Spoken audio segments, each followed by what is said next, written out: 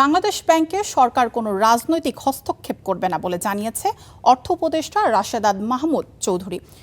স্বাধীনভাবে কাজ করতে দেওয়া হবে ব্যাংক খাতের এই নিয়ন্ত্রক সংস্থাকে।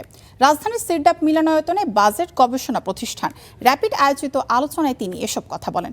জানান, প্রস্তাবিত বাজেট আর্থিক সক্ষমতা বৃদ্ধির দীর্ঘমেয়াদী পরিকল্পনার অংশ।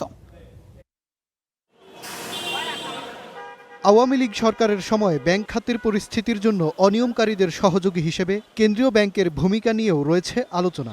এর পেছনে অবশ্য সরকারের নিয়ন্ত্রণ ও নানামুখী রাজনৈতিক হস্তক্ষেপের অভিযোগ করা হয়ে থাকে। তবে বর্তমান সরকার এমন পরিস্থিতির দিকে যাবে না বলে আবারও জানালেন অর্থ উপদেষ্টা।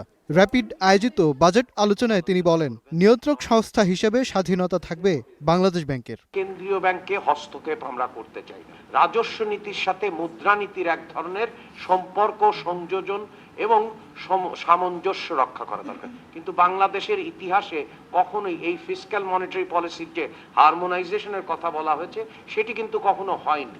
আলোচনায় অর্থ উপদেষ্টা বলেন, 2034 সালের মধ্যে বাংলাদেশকে $1 ট্রিলিয়ন অর্থনীতিতে নিয়ে যেতে চায় সরকার। সে পরিকল্পনারই অংশ হিসেবে প্রস্তাবিত বাজেট হবে বিনিয়োগ বান্ধব।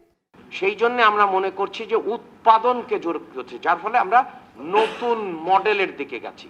সেটা হচ্ছে যে বিনিয়োগ থেকে উৎপাদন থেকে কর্মসংস্থান, কর্মসংস্থান থেকে করের হার না বাড়িয়ে, ফটোকার্ডে কিন্তু ঠিকমতো লিখবেন, করের হার না বাড়িয়ে অভ্যন্তরীণ সম্পদ সংগ্রহ বৃদ্ধি।